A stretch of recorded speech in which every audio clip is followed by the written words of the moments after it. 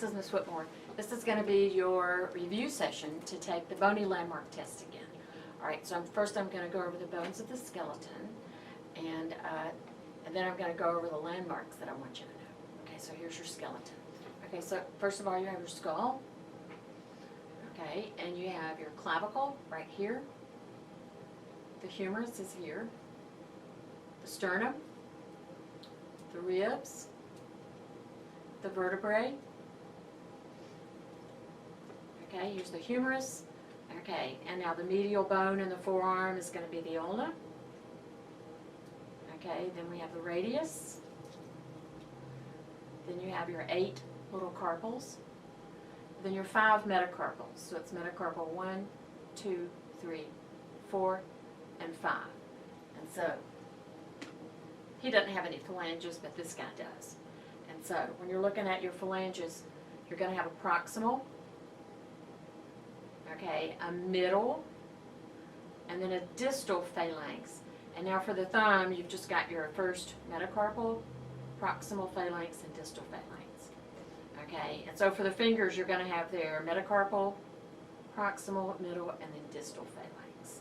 Okay? All right. And so you've got your hip bone, you've got 2 hip bones, okay, and they're made up of 3 bones each that are fused together. So this big one that makes up the topmost part of the hip bone is the ilium. Okay, and in the front here is the pubis. And then in the back here then is the ischium. Okay, and then connected to the hip bone will be the femur. Okay, and then you have the lower leg bones, the tibia, and on the lateral side, the fibula. And now you have a patella, but this guy doesn't have a patella. Okay, let me get this. Foot bone, these feet bone, foot bones, okay? And so on your foot, you're going to have 7 tarsals, and the biggest tarsal, the one that we're standing on, is the calcaneus. Okay, and then you should have some metatarsals, and there's 1, 2, 3, 4, 5. So you're going to have a big toe, okay, with the first metatarsal, proximal phalanx, and distal phalanx. And then for the 4 lesser toes, you've got a metacarpal, proximal phalanx, middle phalanx, and then distal phalanx. Okay, and so those are the bones of the skeleton. And so now we want to look at these landmarks. Okay, so first of all, I might not be going in order, but that's okay. Okay, first of all, we want to look at the external auditory meatus. And so that's where your ear is, right here, the external auditory meatus. I'm going to set these over to the side. Okay, and you're going to have, for each vertebrae, you're going to have an opening that the spinal cord goes through. That's called the vertebral foramen. Okay, and this vertebral foramen in this one is probably of a lumbar spine. If it looks like a moose, it's a lumbar spine. Okay, and the cervical vertebrae, okay, look more like a giraffe. Okay, so vertebral foramen of the cervical vertebrae. Okay, and so you've got the next one. Okay, here's a scapula. Okay, we're going to name more than one thing on the scapula. Okay, first of all, you're going to have a glenoid fossa, and the glenoid fossa is going to be right here. It's on the lateral side of the scapula, just like that. Okay, and you're also going to have a spine of the scapula, and the spine of the scapula is right here. So there's 2 landmarks on the scapula. Spine on the posterior surface, the glenoid fossa, okay, and that's where the head of the humerus fits. Okay, so we've got a couple of things to name here.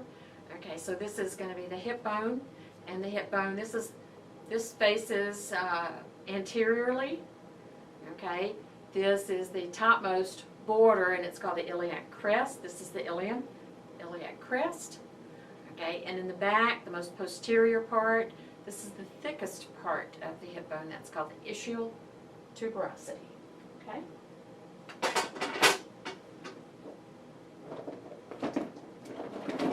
Okay, so we're going to hold up the femur.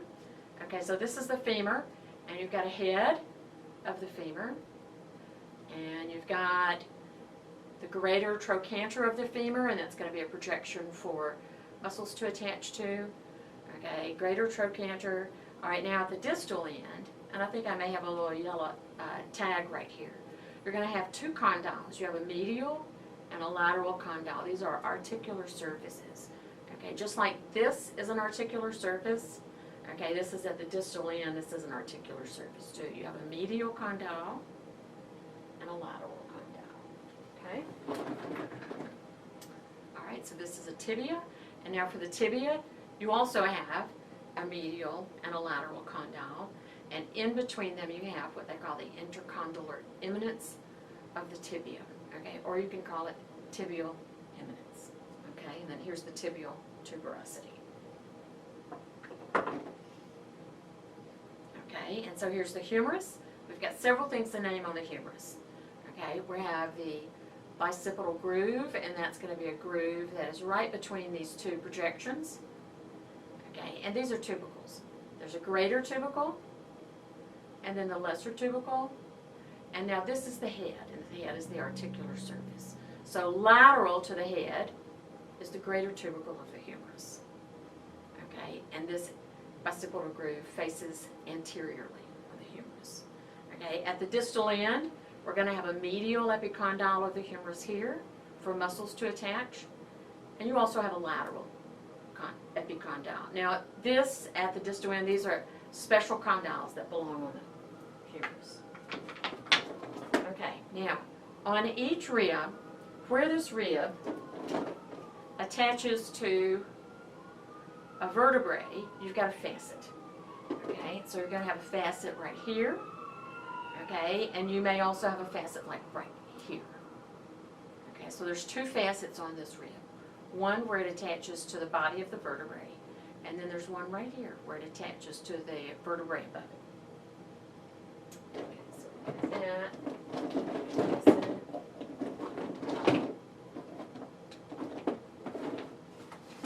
Okay, so let me go down my list and make sure we named everything.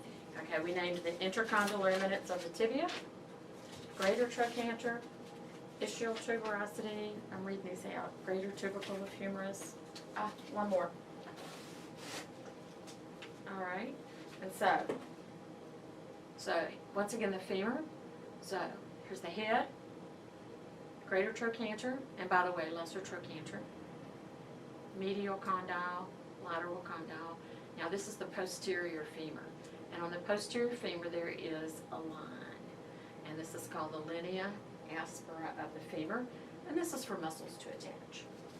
Okay, let's see. That one, iliac crest, spine of scapula, vertebral foramen, external auditory meatus, I'm just going down the list, glenoid fossa, bicipital groove, medial epicondyle, medial condyle, facet, and head of femur. Okay, and so you can rewind this video and watch it again if you want to, and if you have any questions, just let me know. Thanks.